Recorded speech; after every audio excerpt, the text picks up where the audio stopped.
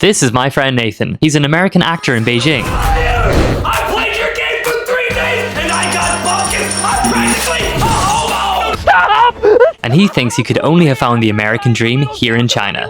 One day of acting in Beijing could comfortably pay for your rent for the month. Yeah. Let's be negative first. Yeah. Let's dwell in the negative. Yeah. It's great for engagement. What are some of the things that you've been...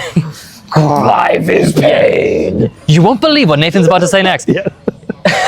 It better be fucking good. Oh God. Uh-oh. Dance monkey dance. So like from living in China, what are some of the things you could look back at the US and you're like, that's not that great that we do that, or maybe we could learn of things, or Sure. I don't know. I guess it's YouTube, so we're allowed to. Yeah. This is sure, where you should get. I'll start with the innocent stuff, And then get spicier. and then it gets spicier. For me personally, my dream, I will have lived a successful life if I never own another car. As a stupid as it's just a stupid, weird thing. You need a car in the US. In the United States of America, you need to own a car to function unless you live in the city of New York, and maybe a little bit of Chicago. But every other place in existence in that country, your life is very difficult without an automobile. And then it defines a lot of your life. You think, oh, I can't get a job because that's far. Yeah. Or there's just, you can't hang out with your friend. Yeah.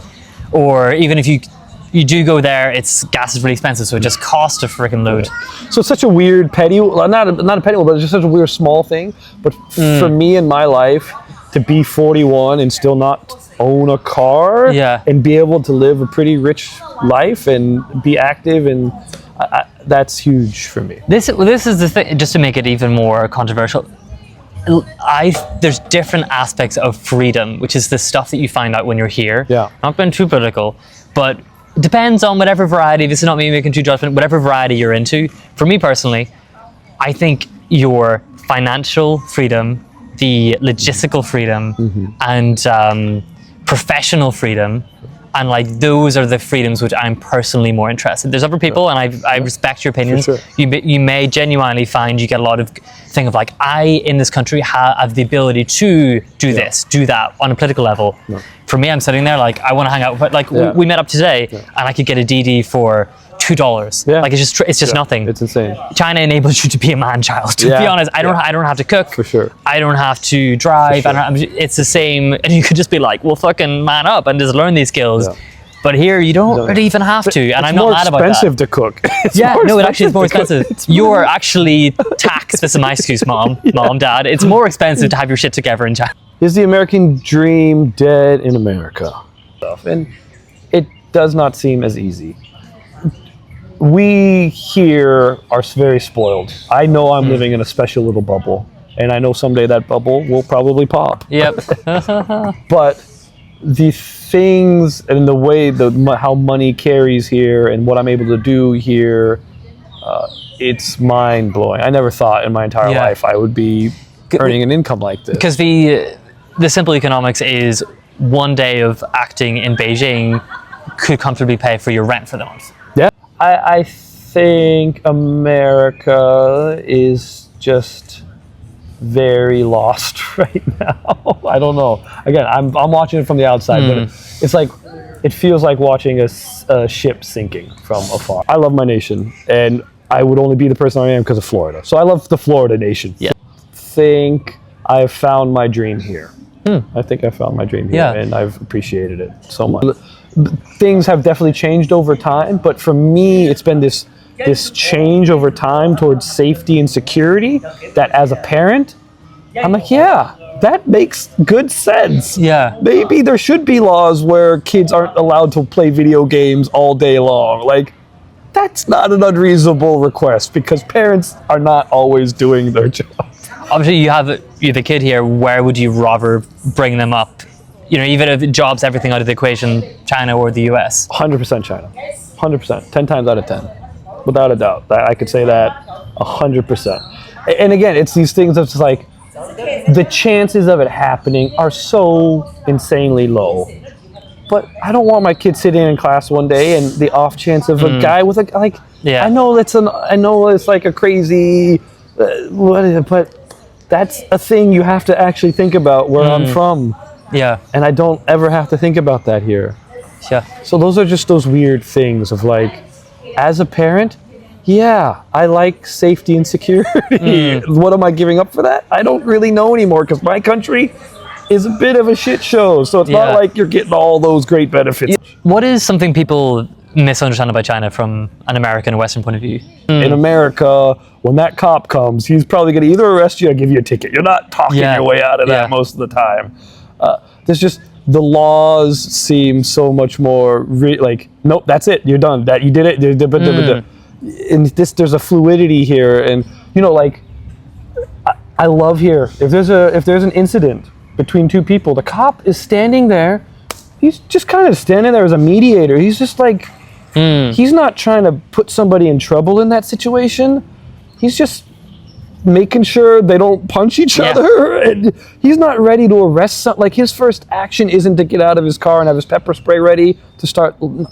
So there's just something about that. That's really one place. And as someone who, it's a very rare thing, you put on performances in Beijing, like you'll rock up and put on a show in front of an audience. Is China as restrictive culturally in that area as people may think? Like, you're putting on a show, are people asking you like, what are you going to be talking about? What can you say? What can't you say? Like, do you feel pressure in that way? No, not anymore. But there is always, if you get, it's always like if your treetop gets too tall. So they've been lucky. But yeah, no, it can be a challenge here if you are an artist wanting to do stuff. You need paperwork. Sometimes to put on a show, you just need to make sure you have the right paperwork for certain things. But with the improv, we've always been lucky that I have no doubt that they know about us and they know that if they wanted to. But overall, I've never had an issue doing an improv. I always think of like the Venn diagram of like, what can I say and what do I want to say? And I find that I can say 99% of what the thing which there's nothing I want to say but can't say. That is always what I think. Especially in a group of your friends, you're having the same. I would have the same conversation here as I would in America, without a doubt. Do you think you would have had this much success in your acting career back in the States compared to China? No, again, you're very talented. I should say that. He's freaking talented. I think I am a decent actor. I'm a very good physical actor, which is helpful to be silly and stupid in the ads that we film. You have to have that to make people want to keep watching, because there's so much flipping. Like, when I look like an idiot on screen, you'll stay for 2 more seconds. And be like, oh, that guy looks. Nobody like does it better. Yeah. I think being here gave me the freedom not to care about being rejected or being different, I guess. I don't know, like in Chicago when I was trying to be an actor, I went to one audition for an agency and they're like, oh, we want you to be younger, or we want you to be this, so can you do it like this? I was like, I can do it like me? I could, like, do you want to hire me? Am I enough? Am I the guy that you want to hire? So I think that was I was already intimidated by the whole industry.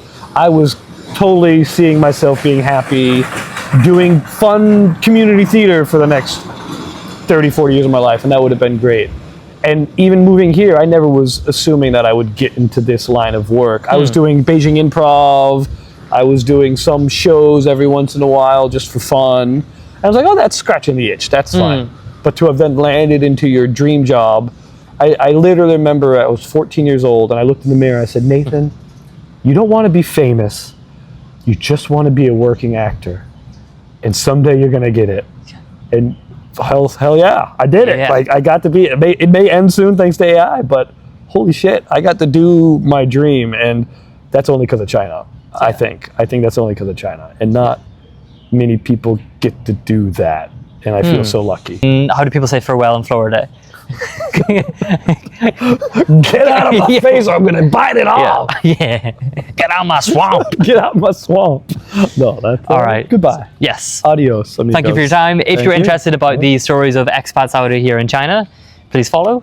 Thank you so much, Nathan. It's been a pleasure. Like and subscribe. Cha-ching. Oh.